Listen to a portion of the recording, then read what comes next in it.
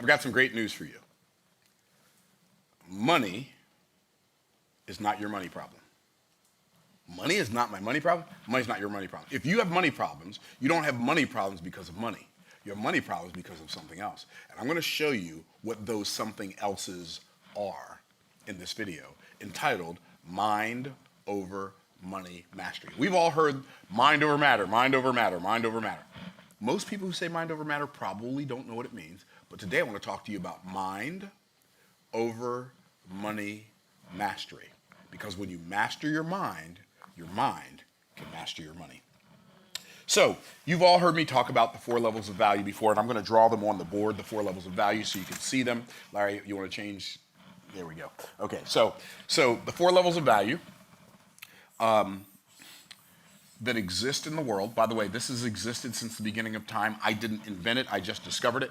And if you don't really get, like if you want to make more money, most people think the way to make more money is to work harder. Well, working harder on the wrong thing will not make you more money, it will just make you more tired. Working harder on the right thing could make you more money if a lack of effort is the thing that's missing on the thing you're working on. But most people say, well, you just need to give them more value, more value. I want to over-deliver, I want to over-deliver. Most people, what they call over-delivering is actually overwhelming.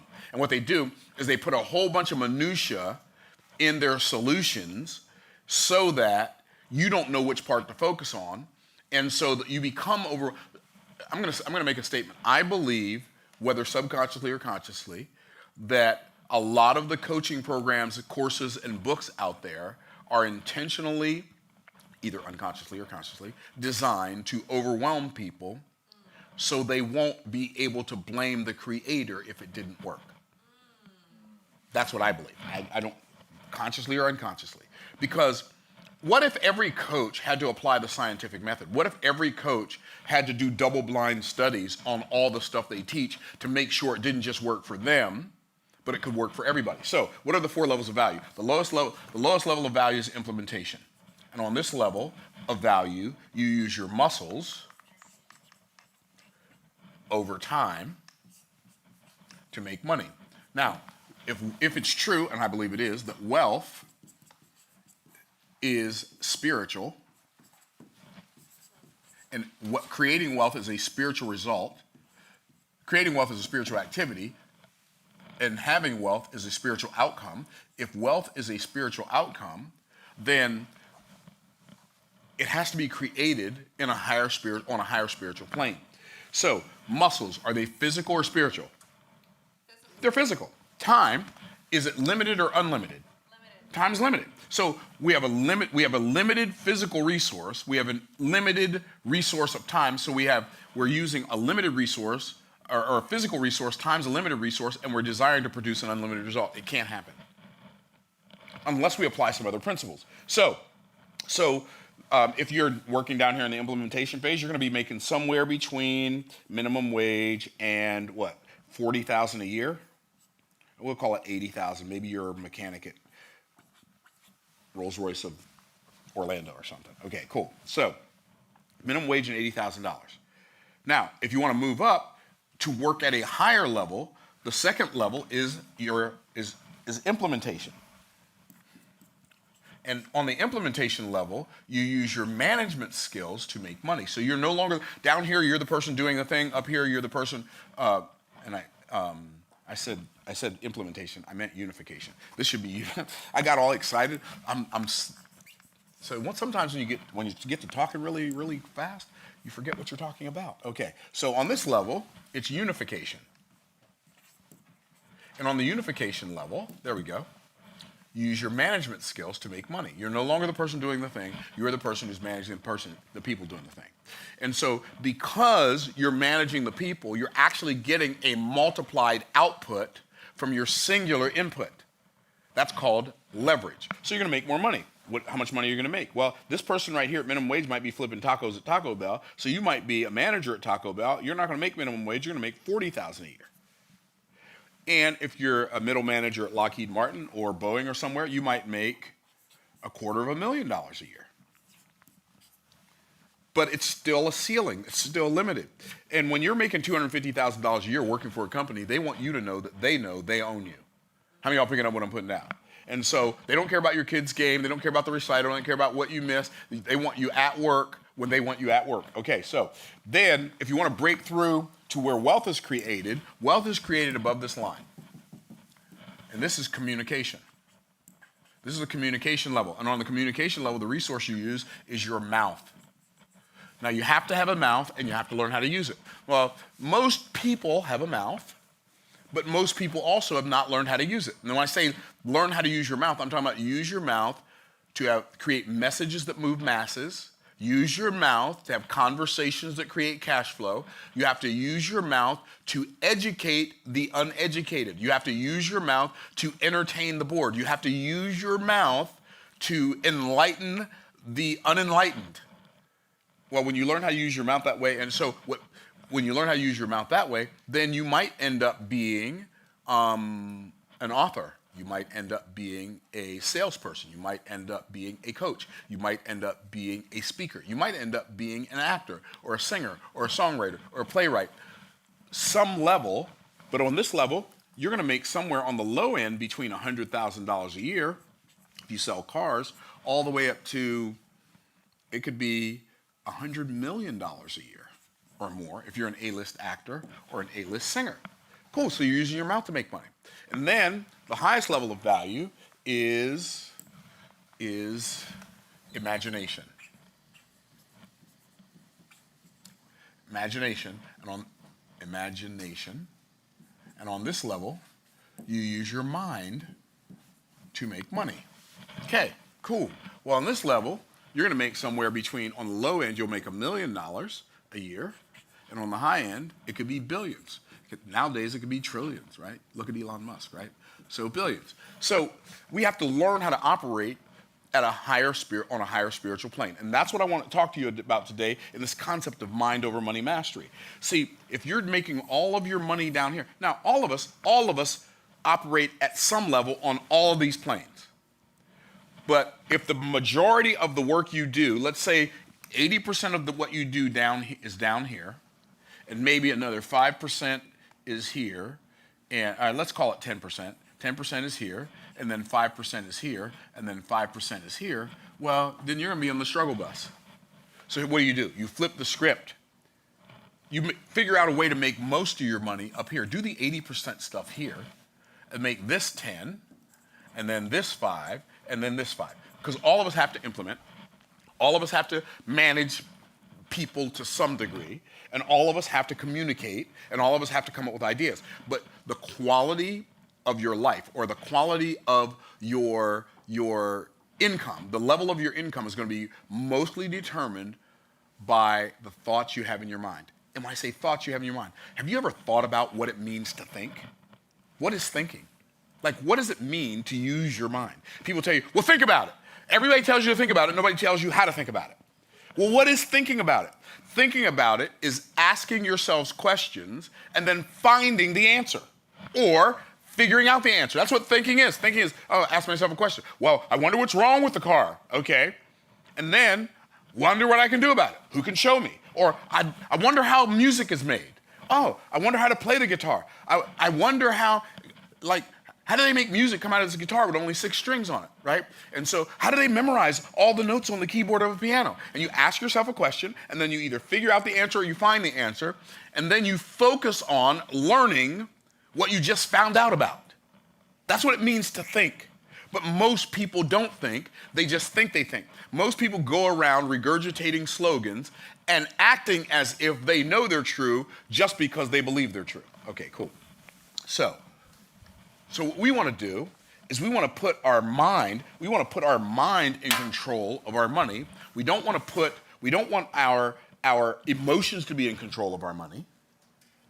We don't want the things that we are able to do, our skill sets with the things that we can do with our hands, we don't want that in control of our money. Like, we have to think about it. Now, for most people, thinking about money is really painful. Josh, can you cool it off in here for me? Because I'm hot.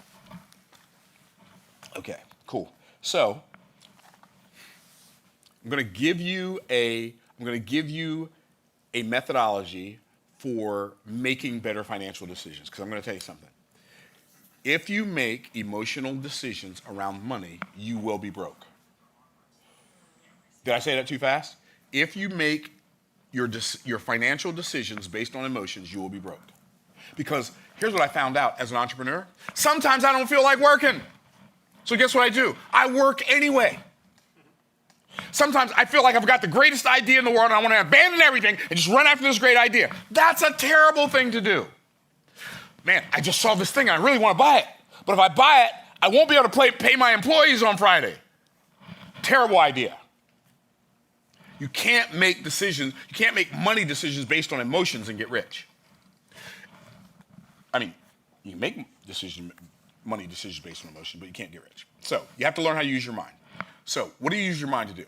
This is where the wealth is created. You must learn true perceptions or learn to perceive the truth. You have to learn true perceptions.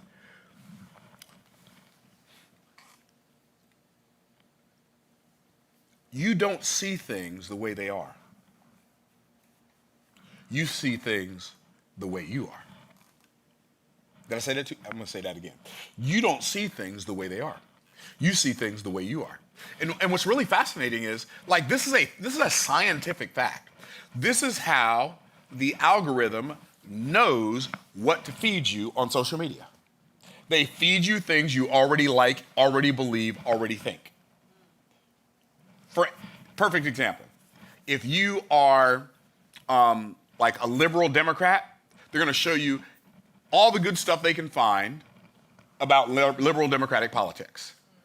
If you're a conservative Republican, they're going to show you all the conservative Republican stuff. If you like country music, they're not going to show you Beyonce and Michael Jackson. If you like pop music, they're not going to show you Travis Tritt and Clint Black. They're going to show you the stuff that you've already demonstrated you like. Well, guess what? Like, we have this thing in our mind called people call it reticular activation, but it's actually reticular actuation. And what happens is we notice things that we're aware of, and we don't notice things that we're not aware of. So you get a new car, right? You never, like, you saw this car, you're like, oh, this is a really cool car. But you didn't really see them that often, so you thought they weren't that common. Until you got one, it seems like the day after you got your new car. Like, most of the people in town went out and got the same car. Like, why are they copying me? They're not copying you. You've just become more aware of it. And so you have to learn how to use your mind to learn true perceptions. And because most people were miseducated in the miseducational, misdirectional system, most people don't like to do what they think learning is, but that's not actually what learning is anyway. So most people don't want to read because they were forced to read stuff that wasn't interesting, so they think reading is boring. How many of y'all tracking? Right? They learned math backwards in the American miseducational, misdirectional system.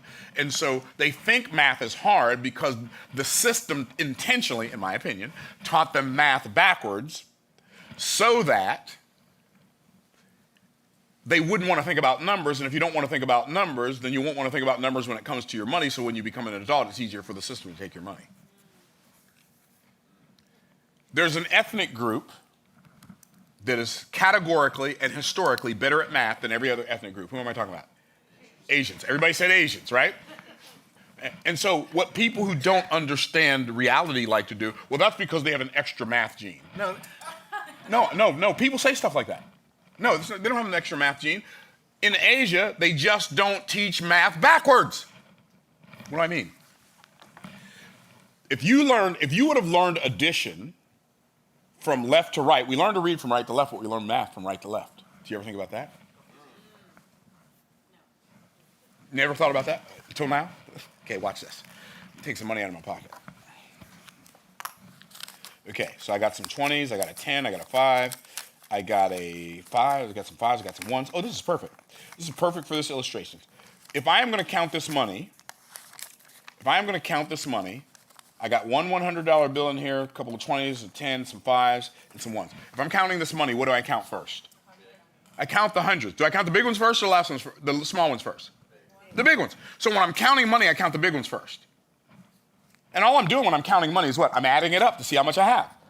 Right? I'm adding it up. And I'm adding it up in my head. I don't need to carry anything. I don't get confused. I don't know. What do I carry? Right? Okay. So I'm going to go over here to my board, and I'm going to teach you. By the way, Addition is the foundation of mathematics. If you're not good at adding, you won't be good at subtracting. If you're not good at adding, you won't be good at multiplication. If you're not good at adding, you won't be good at division. You won't be good at percentages. But if you're good at addition, like the rest of math is at least 10 times easier. But if you're not good at adding, then the rest of math is going to be at least 10 times harder. I believe this is intentionally taught the wrong way. So let me go over here to the board. I'm going to show you what I mean. So just somebody in the room, shout out a 4-digit number. 1,000. That was really easy. Okay, give me another one. 4-digit number. Somebody else. 4,682. Give me 82. Give me one more. Somebody. Just start. Y'all do know, okay, there's only 9 digits and a 0. Somebody give me something. Okay, go ahead. 226. Okay, now, here's what we learned. We add this up. 2 plus 6 is 8, and then 8 plus 2 is 10. You carry the 1, right? But when we're counting our money, that's not how we count it. We count the big numbers first. So we know this is the thousands column, this is the hundreds column, this is the tens column, that's the ones column. So everything in this column is 1,000. Everything in this column is 100. Everything in this column is tens. Everything in this column is times 1. Okay, so 1,000 plus 4,000 is 5,000. Everybody's good so far. 5,000 plus 5,000 plus 5,000 is what? 10,000. Okay, so let's call that. Let's just do 10,000. And I'm going to do this the simple way, right? So it's 10,000. Okay, so then we got 600 plus 200 is how much? 800. We got 80 plus 20 is what? 100. Talk to me, y'all. 100. We got 6 plus 2 is what? 8. So 10,908. 900, oops, I put it in the wrong place. 10,908. Let me do that over. I got my stuff out of alignment. Boom. This is, oh yeah, 10,908. The 8 goes right here. The 8. Okay, so now I didn't remember how to use my board. Okay, 10,908. So the number is 10,908. Now, how many of you on YouTube and in this room, that's the first time in your life you've ever added something together right to left to right? Right. Did you see how much easier it was? By the way, you can do it in your head just as easily.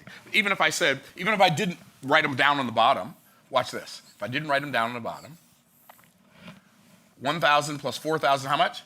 5,000. Plus 5,000 is 10,000. 10,600, 10,800.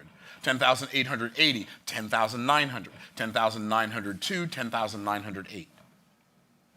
Without adding, without writing anything down, I just did it in my head. Why? Because I started, see, in Asia, when they learn math, they use an abacus. And you learn how to count the big numbers first when you're adding stuff together. My point is, most people don't know how to use their mind because we've never been taught. In fact, in America, we've been dumbed down so much that we believe up is down is up, right is left is right, and we have people arguing for all kinds of ridiculous things under the guise of equality when it's just ridiculousness. So, learn true perceptions, learn to perceive truth in your mind, and then love truthful perspectives. Stop taking that what you love and attempting to make it truth. And just find what's truth and fall in love with it. When you do that, your mind can be in control. Do you understand? You were there's a reason your head is on top. Okay, let me teach you something really cool. Did you know that in Hebrew culture, they teach that when you lower your head to your food, that's what animals do, because animals put physicality first. They're just primarily physical beings. I mean, they're not spiritual beings, right? And so the word for an animal or a beast is bahema, in it is what it is, right? So, but the word for man is Adam, Aleph Daled Mem. Aleph represents God, Daled Mem represents the blood. The life of the flesh is in the blood. So we are a godlike creation with flesh and blood. Okay? But the Aleph is supposed to be at the top. So why do we eat our food with utensils? The reason we eat our food with utensils is we're demonstrating every time we eat food that this part of us supports, works for, and worships this part of us. But if this part of us starts worshiping this part of us, we are on a path of destruction. When this is in control. So it's literally like cutting your food, lifting your food to your mouth with utensils is a picture of the body giving the offering to the head. And so you have to learn to love truthful perspectives. You have to fall in love with truth instead of attempting to make true that which you love. And then you leverage tried and true priorities. What does that mean? You make your priorities based on your perception of truth from a perspective of truth. You don't make your financial decisions. You prioritize your financial decisions based on truth. So, for instance, I fly private. I can afford to buy a jet. I'd love to have a jet. I just don't fly enough. It doesn't make sense. So I would have my priorities out of order if I did that, right? So, for instance, I have a team of about 15 people, and all of that. The people on my team are all valuable. They all serve a valuable function in the team. However, when it comes to the work that they do, see, I don't like when employers are looking at hiring people. We think about how much money is this person going to make us for the company. When people get a job, they're focused on how much is this job going to pay me. Are y'all tracking? When the employee gets their vision in line with the employer, and not just for my organization, but all organizations, then generally they will make more money because they will be focused on things that make the company money, which makes them more valuable to the company. Okay, so I started the company, and we're an educational company, and I'm a consultant, and so therefore, like, the work that I do brings in most of the money, but like without the supporting work, I'd have a whole lot more work to do. Does that make sense? So I could live a much more lavish lifestyle than I live. I could have nicer cars. I could live in a much nicer house in a much nicer neighborhood, and I could take way more vacations than I take, and all of that. But if I did that, I wouldn't have the ability to make sure that when trouble comes, we don't have to lay anybody off. Right? And here's like, even though I'm pretty sure I make more money than everybody in our company. I'm pretty sure I do. But even though I make more money per dollar-wise than everybody in our company, percentage-wise, based on the amount of money every worker brings in, I make the least. I make the smallest percentage of the money that I bring in of anybody in my company.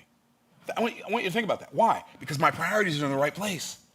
I didn't just start this business so I can be okay. One of the reasons I really resisted hiring people was because I wanted to give people a job and then make them think they were going to be able to pay their bills and then have to lay them off because I couldn't figure out how to make it work well enough. Okay, so anyway. So you have to prioritize your finances based on reality, not based on fantasy. Like, if you're always looking at Instagram and YouTube and if you're looking at Instagram and YouTube and X and Facebook and TikTok, and you're looking at how other people are living their lives, you're comparing the best part of their life with the reality of your life and thinking you're not doing well. And so what you'll do is you'll make financial decisions you'll buy things that you don't need and that you can't afford to impress people that you don't know or don't like and will never meet. It doesn't make any sense.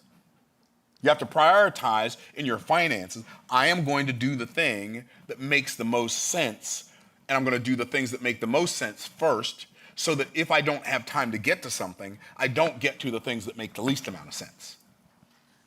And in business, if it don't make no dollars, it don't make no sense. Okay, y'all tracking. Okay, so I'm not going to charge extra for that. Okay, so you have the mind. What is the mind? See, a lot of people think the mind is the brain. But the mind has a conscious level and a subconscious level. I like to think of the conscious mind as the manual mind. It's the part that you control with effort, consciously. You're aware of the fact that you're making it do something. The subconscious mind I like to call the automatic mind. Can I share some amazing news that I've discovered? All of the results that you're producing in your life, you're producing on the automatic mind level, the subconscious level. Like if you are like succeeding wildly right now, you're succeeding wildly because your subconscious mind is programmed to succeed wildly. If you're struggling right now, you are struggling because your subconscious mind is programmed to struggle. It's like setting a thermostat. It's like set it and forget it. Here's when I discovered this. I was talking to one of my coaching clients. This was probably 25, maybe even 30 years ago. I was talking to one of my clients. I said, how's business? They said, I'm really trying. And that, it hit me so like off guard. I wasn't expecting that answer. I'm really trying. And then I thought to myself, I'm not really trying. And I'm sure I was making at least tens of thousands of dollars a month, at least. And I'm not really trying. So I called my coach, my mentor. I called Jerry Clark. I said, Jerry, are you trying to make money? He literally started laughing. And I don't know if you know Jerry Clark or not. He's like, no, I'm not trying, right? And I realized people who are succeeding aren't trying to succeed any more than people who are struggling are trying to struggle. In both cases, it's automatic. What? In both cases, it's automatic. So if you are succeeding, you're succeeding automatically. If you're struggling automatically. So the question then becomes, how do I turn on my automatic success mechanism and turn off my automatic failure mechanism? Isn't that the question? And what's interesting is you have to use words. You have to use your mind. But in order to use your mind, to reprogram your mind, you must use words. Why? Because you can speak without thinking. How many of you ever said, oh man, I should have thought before I said that, right? You can speak without thinking, but you can't think without words. So even though communication is the second highest level of value, it may be the most essential level because without it, you can't even have imagination, right? Jim Rohn said, he said, and I got this from Jim Rohn, so if it's not true, blame it on him. But I think it makes sense. He said, some organization did research with a bunch of inmates in prison. He said, and they found something that they weren't looking for. They found out that all of these inmates had a very small vocabulary.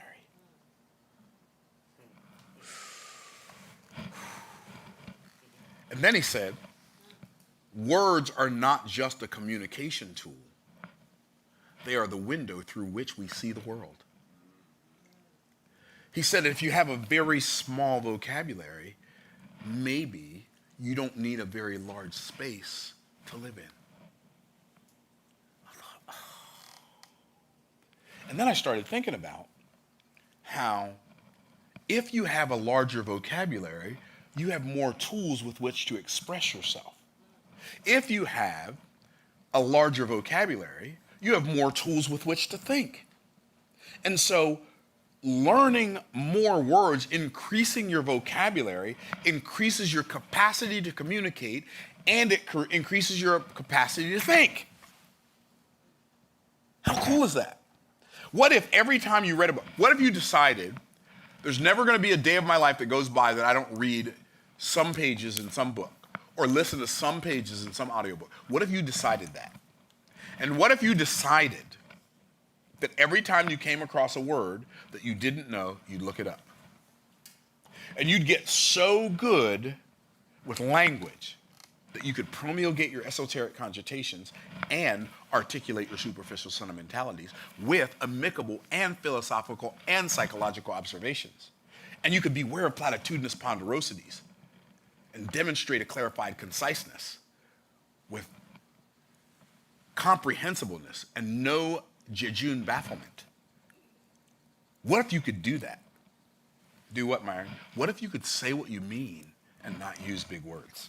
Because that's what all that stuff meant. What if you had enough tools in your toolbox, in your word toolbox, that you could think more clearly and speak more clearly and not always be misunderstood and persuade people who it would be in their best interest for you to persuade them, and persuade people for whom it would be in your best interest to persuade them, just because you had a bigger vocabulary and you were aware of more than just the lyrics of songs and the lines in movies, but you actually knew something that mattered.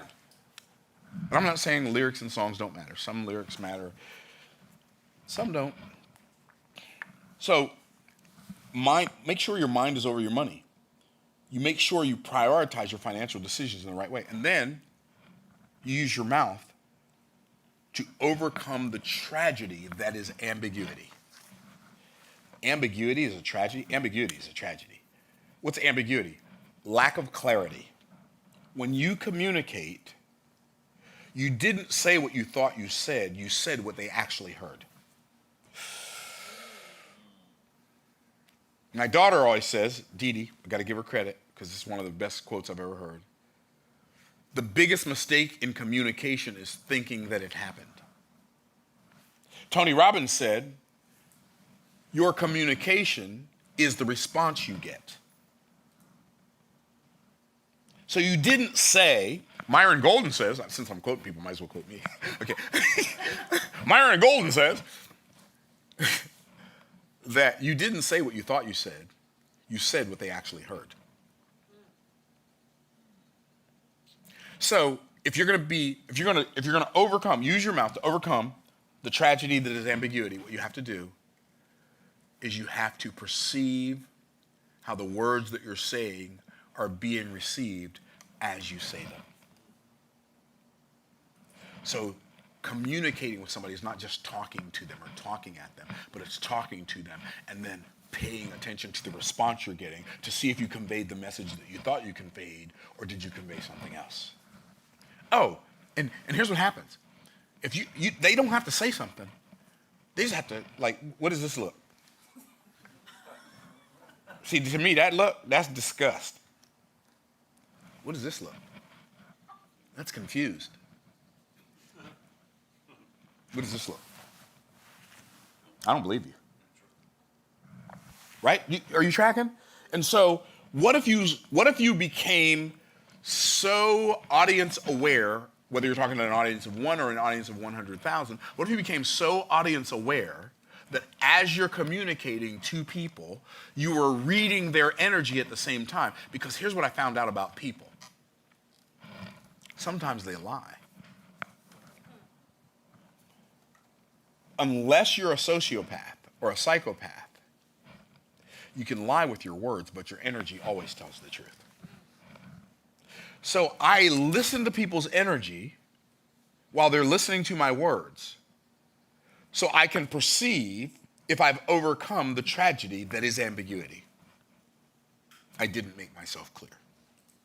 So that's number one. So you overcome the tragedy of ambiguity, and then you optimize the technology of articulation. Technology of articulation? Words are technology? Sure they are. Have you ever played Pictionary? Does it take you longer to convey your message when you're playing Pictionary than it does when you're just having a conversation with somebody? Why? Because technology is anything that makes an activity easier. Well, guess what? When you go into a job interview and you've not mastered the technology of articulation, what happens is sometimes you don't get the job, not because you're not good at the thing, but just because you're not good at telling them how good you are at the thing.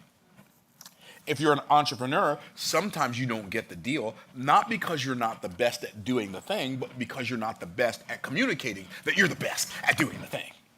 Being the best at doing the thing without being the best at communicating you're the best at doing the thing, you are going to be an under-monetized asset. So you have to really get good at talking. But I don't like to talk. Okay, get good at it anyway. Because you definitely like to get paid. See, optimize the technology of articulation by reading more. So I was talking to a friend of mine, Kenny Grant. I talk about Kenny Grant a lot. He's so funny. I love this guy. He's one of these days I'm going to have him come down here and like do a whole like week of Bible studies for us. The dude he's probably the best communicator I know in the world, of everybody I know. Anyway, so he lived in Savannah, but he used to pastor a church in Brunswick, Georgia. And then I went to pastor that church in Brunswick, Georgia that he started. And I asked him one day, I was like, Kenny, how do you do that thing you do with those outlines that you create? And he said, oh man, my mind just runs that way. You know what I thought? He didn't want to tell me. That's what I thought. He didn't want to tell me. He didn't want to give me a secret sauce. That's what I thought. He said, yeah, man. And here's what he said. All the people I read after, that's how they talk. And so since I read after those people, my mind just runs that way.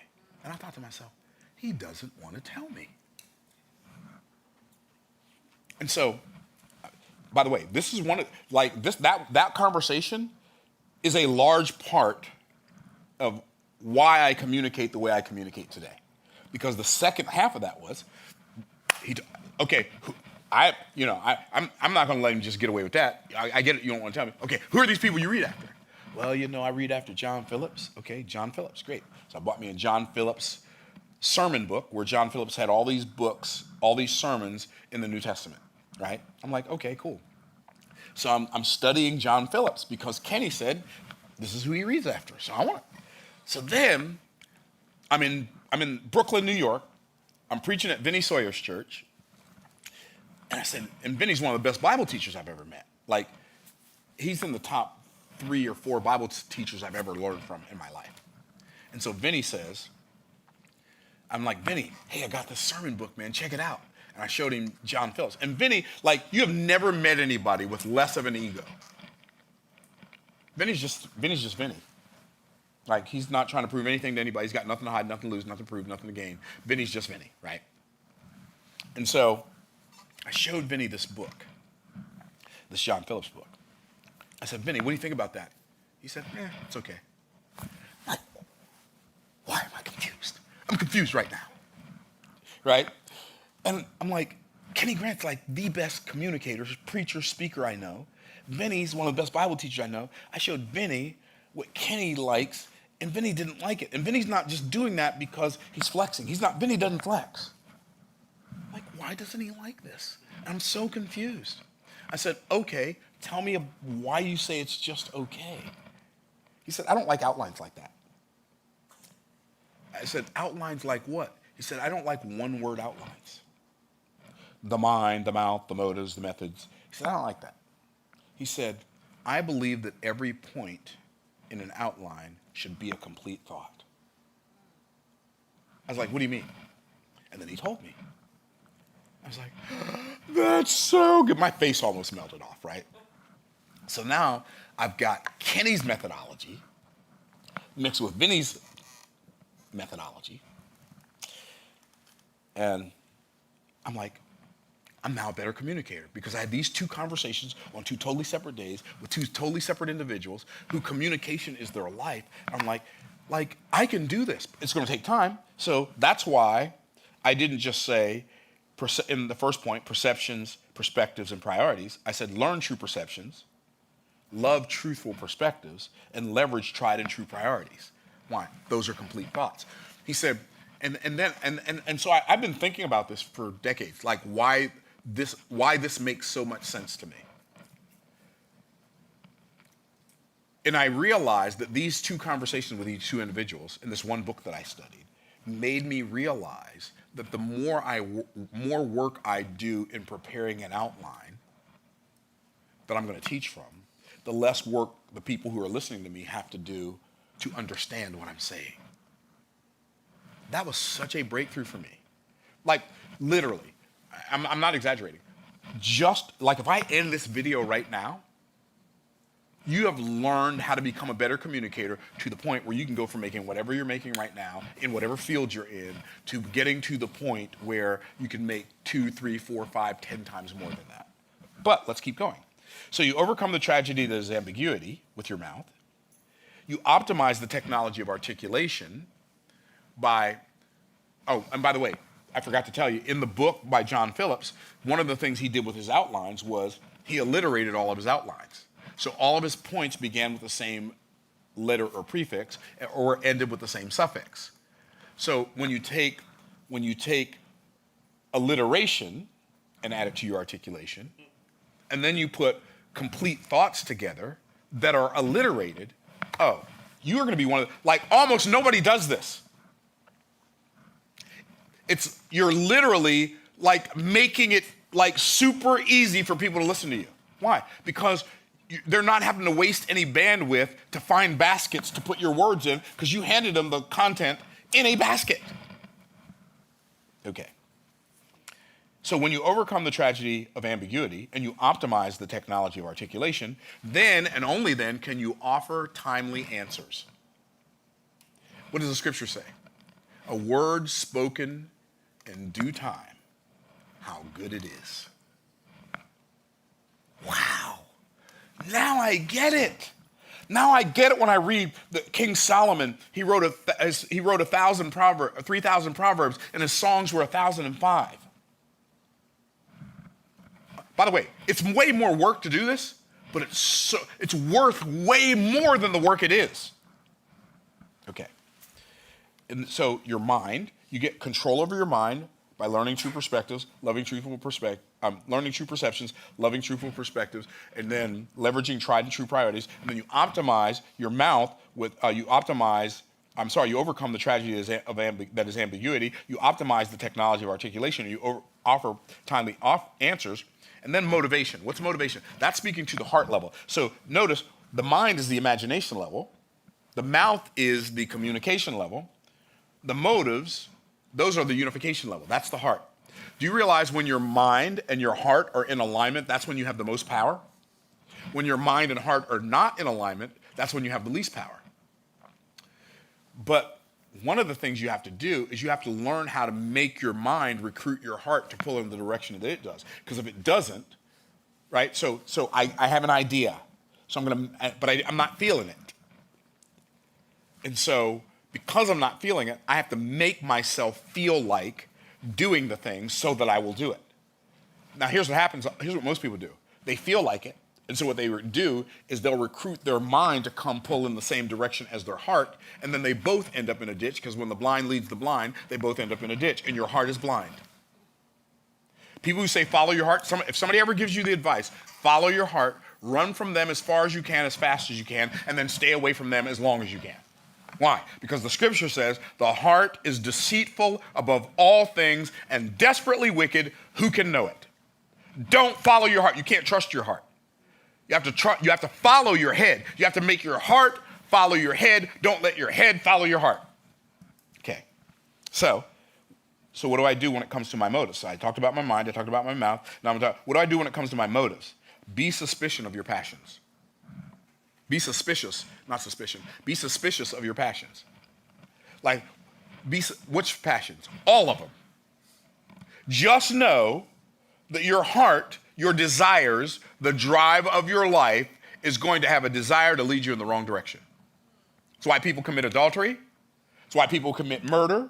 It's why people rob banks. And they'll logically justify this bad feeling through this concept called rationalization. They'll rationalize. What does rationalize mean? I feel like doing something, so I let my heart tell my mind rational lies. Be suspicious of your passions. Like the more, like if you have this really strong desire to do something, put it on the back burner. And then go evaluate it logically to see if it makes sense. Because when emotions go up, intelligence goes down. Then once you've become suspicious of your passions, then you become systematic in your pursuits. How do I become systematic in my pursuits? I make my decisions in my head, and then I make my desires desire the thing that my head desire the thing that my head decided on. Most people are terrible at making decisions. Most people make choices and think the choice was a decision. Decide, de, Latin root over from, side to cut. When you make a decision, you cut yourself off from every other possibility. But when you make a choice, choose just means pick one. So you pick something, and then when you don't feel like it anymore, you pick something else. And when you don't feel like that anymore, you pick something else. You don't feel like that anymore, you don't pick something else. Like, isn't that what people at the gym do? They don't work out because they don't feel like it. I didn't work out yesterday, and last night it's like 7:30. Oh no, we ain't going to bed. You didn't earn sleep today, baby. We fixing to push it.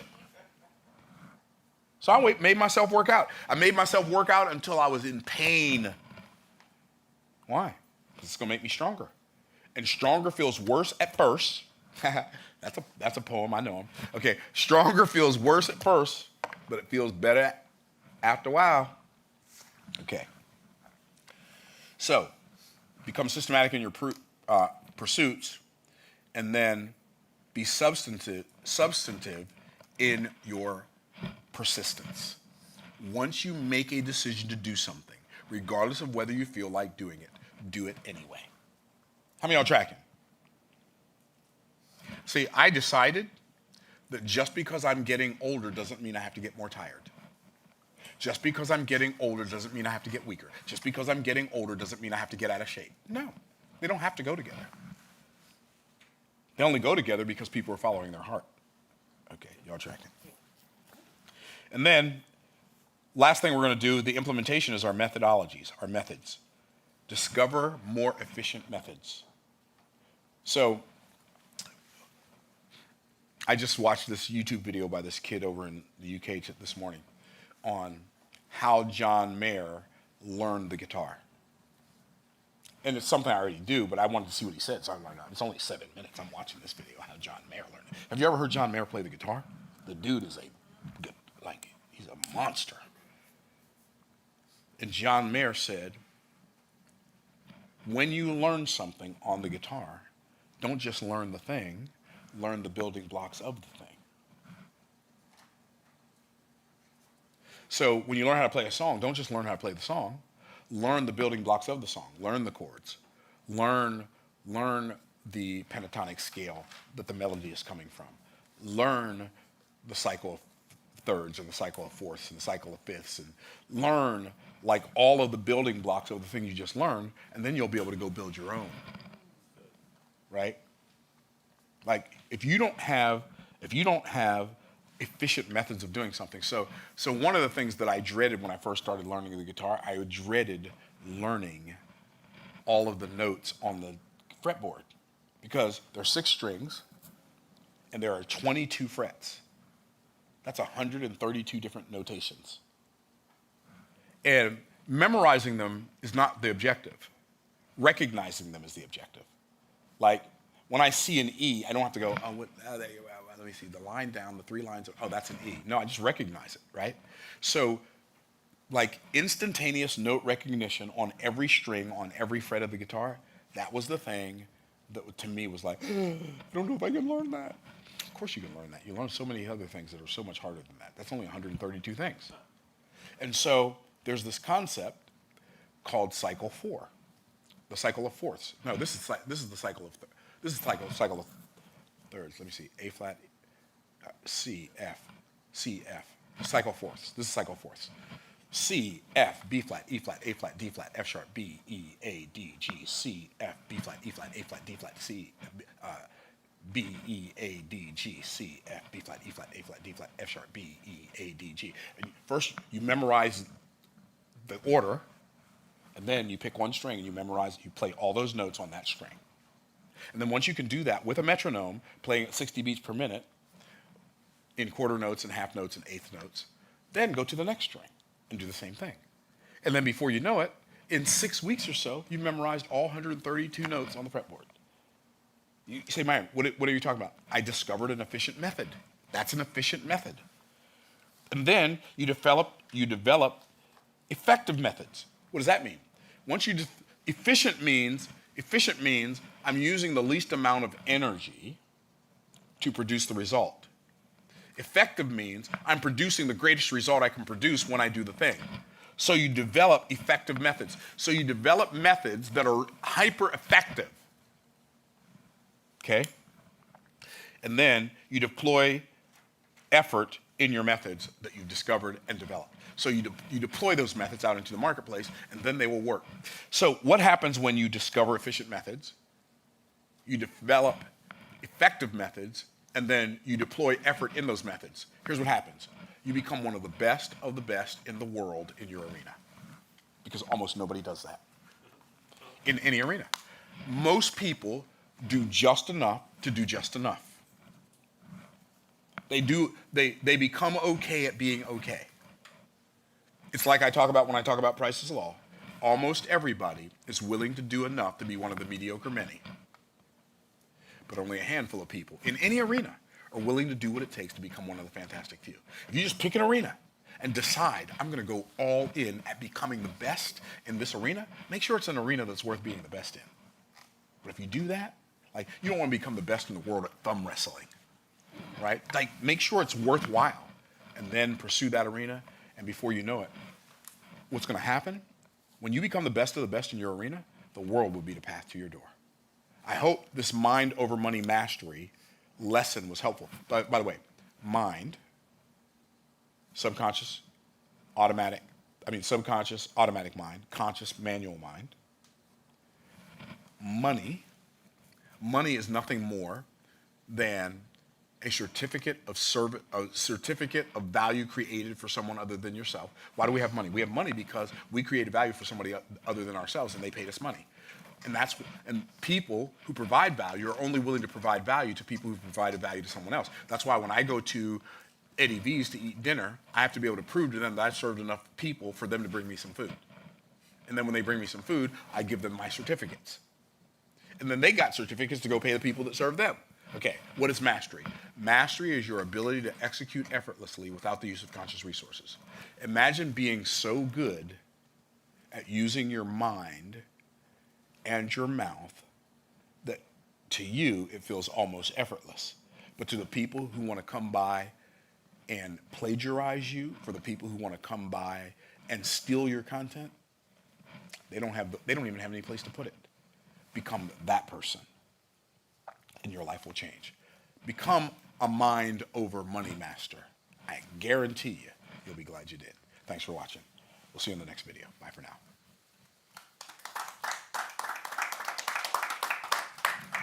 When there are fewer people, you have